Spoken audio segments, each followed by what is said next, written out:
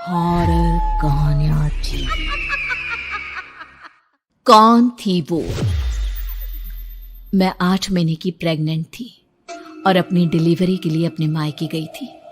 माँ ने मुझे फोन पर बताया, घर के पीछे की तरफ जो खाली जमीन थी ना, वहां पर एक नया कमरा बनवा लिया है। इतने सालों के बाद जैसे ही अपने घर में कदम रखा, कुछ अलग सा लगा।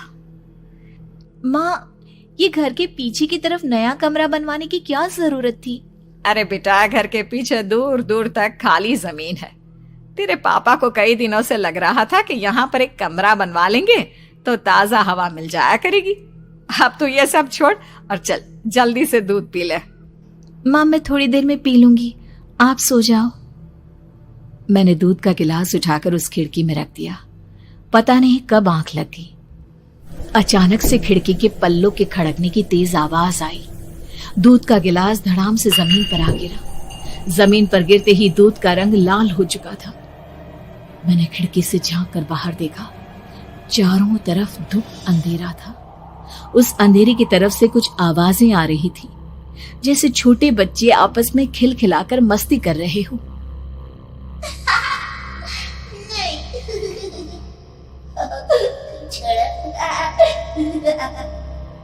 इतनी रात को इतने घनघोर अंधेरे में बच्चों की आवाज कैसे आ रही है?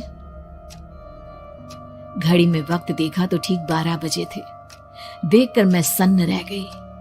बुरी आत्माओं और भूतों की कई कहानियां मैं सुन चुकी थी। वक्त भी कुछ ऐसा ही था। ऊपर से मैं प्रेग्नेंट।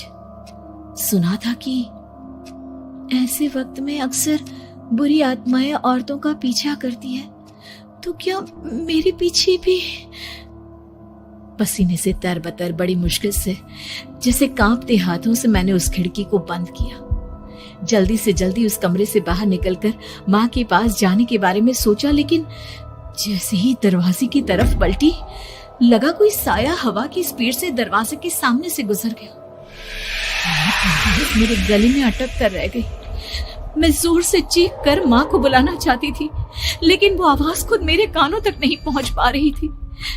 तो माँ तक कैसे पहुंचती?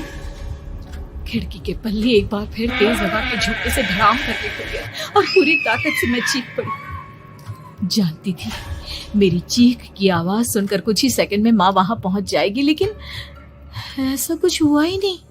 मेरा कलेजा डर के मारे फटा जा रहा था। आखिर माँ ने मेरी आवाज क्यों नहीं सुनी? इतनी गहरी नींद में तो माँ कभी नहीं सोती।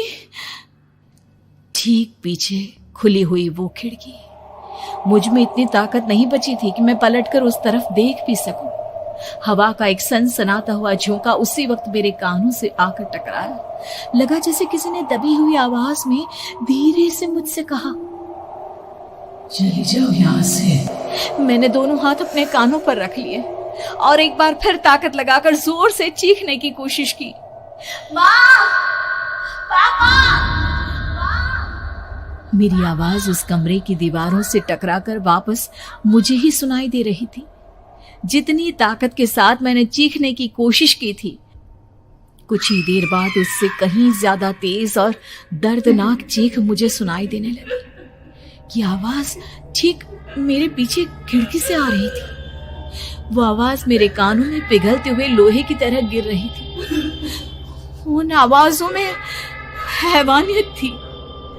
वो आवाजें किसी इंसान की नहीं है, इतना मैं समझ चुकी थी। कांप रहे हाथों से मैंने अंधेरे में कुछ ढूंढने की कोशिश की। तभी अचानक मेरा हाथ बेड पर रखी टॉर्च पर पड़ा। किसी तरह ताकत लगाकर टॉर्च का बटन ऑन किया, लेकिन ये क्या? सामने दरवाजे पर 3 छोटी लड़कियां खड़ी हुई थी। उनके हाथ में स्टील के चमचमाते हुए चाकू थे। मैं घबराकर लड़खड़ाई और पीछे की तरफ हटी, लेकिन तब तक वो मेरे पास आ चुकी थी। उनकी गर्दन टेढ़ी थी और उनके हाथों के वो चाकू मेरे पेट को निशाना बनाने को तैयार। मैं जोर से चीखी, नहीं, छोड़ दो मेरे बच्चे को, मत मारो, मत मारो, छोड़ दो मेरे बच्चे को। सोनाली, क्या हुआ बेटा? तू इतनी डरी हुई क्यों है? उठ बेटा, क्या हुआ? हड़बड़ाकर मैंने अपनी आंखें खोली।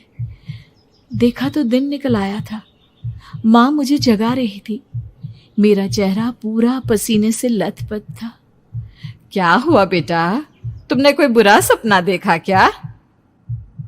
मैं अभी तक अपने पूरे होश में नहीं थी। वो मेरे बच्चे को मार देगी माँ। वो लड़की मेरे बच्चे को। मैंने घबराकर अपने पेट को छुआ। सब कुछ ठीक था। और वो दूध जो रात को यहाँ पर गिर गया था, उसका रंग लाल हो गया था। माँ ने हंसते हुए दूध का गिलास मुझे दिखाया। तुमने दूध पिया ही नहीं, पूरा का पूरा ऐसे ही रखा हुआ है। तुमसे कहा था ना सोनाली, सेहत के लिए लापरवाही ठीक नहीं बेटा। लेकिन मैंने तो सब कुछ अपनी खुली आंखों से देखा था। ये सपना कैसे हो सकता है?